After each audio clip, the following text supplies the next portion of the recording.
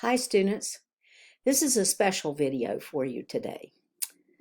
Have you ever felt like you weren't really confident in your ability to do your schoolwork? Have you ever felt like this was going to take way too long to finish up your college degree? Have you ever just felt like giving up? Well, I want to share with you some of my struggles that I had when I went back to school and how I helped motivate myself to continue and how other people helped to motivate me. So I hope that you get something out of this video and see yourself in something that I say and that it will help you.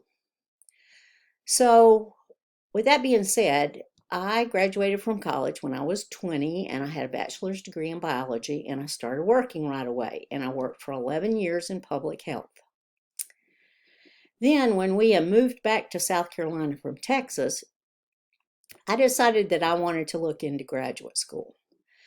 But with that being said, I was terrified of going back to school. I'd been out of school for a long time and I had no idea what I was doing, and graduate school sounded so intimidating.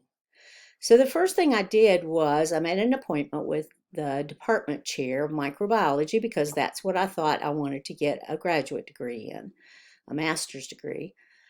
And I went in and talked to him, and he looked me up and down because I looked like a 30-something-year-old little housewife woman.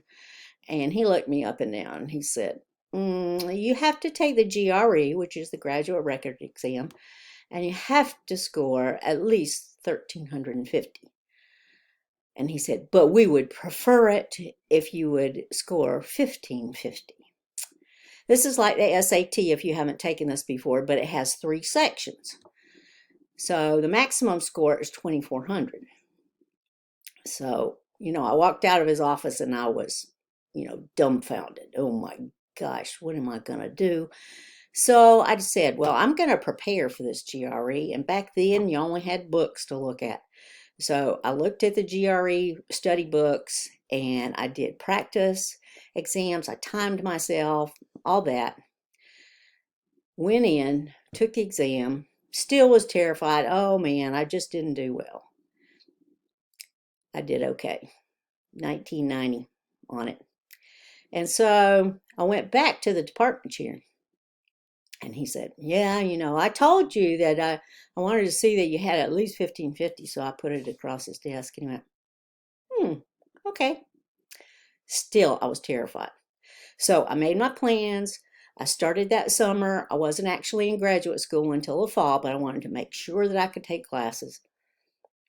I went in, I was still terrified. Had a migraine headache the first day of class because I couldn't remember how to take notes.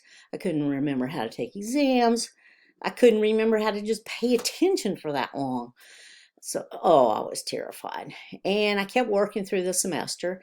And my instructor, my professor, was one person that I had talked to when I had come in asking about graduate school. And he pulled me aside one day and he said, Janie, you're just as good as the other students. And I said, okay, the students in my summer class? He said, no, the other graduate students. And I was shocked. And I said, oh, okay. And I thought to myself, well, maybe I can do this. Somebody sees something in me. Maybe I can do this. That helped to boost my confidence some. On the other hand, I'll tell you how a negative impression or negative experience helped to motivate me too. My husband had a friend named Alan. Won't give you his last name. He was one of those kinds of friends. He'd take advantage of you every chance that he could get, cut corners everywhere, cheated on his wife of 23 years. There's just so much that I could not stand about this guy. Well, he was in school, in graduate school, for computer science, and he was going for a PhD. And I kept thinking to myself, if Alan can do this, I can do it. So that was a negative motivation that made me see that I possibly had some ability to do this. Another time I was in graduate school, and it just seemed like it was taking forever. And I couldn't finish what I was doing. All I could see in front of me was more and more and more classes and schooling. And I just thought to myself, I might as well just give up. And I told that to my husband one night. He said, haven't you ever heard the Chinese proverb? And I said, I have no idea what you're talking about. He said, a journey of 1,000 miles begins with a single step. And that a light bulb just clicked in my head. And I said, yeah, just one step at a time, one step at a time, one step at a time. I'll get to the end of my journey. So those are just a few of the things that help to motivate me and drive me on to finish my degree. It was very difficult. It was a long 6 years of earning a PhD. And I told you in the beginning, I went for my master's degree, but my advisor told me, no, Janie, you need to go on and get a PhD. It is going to be so much more advantageous to you when you go out there and teach. And he was exactly right. So I stayed, and then I did 4 more years of research with him. So I stayed for a total of 10 years there.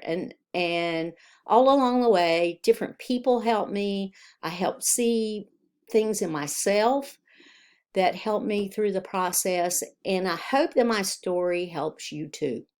If it does, leave me a comment down below this little announcement. Or send me an email, or put it in the general questions section of the discussion area, because I love to hear from you. Hope this helps you.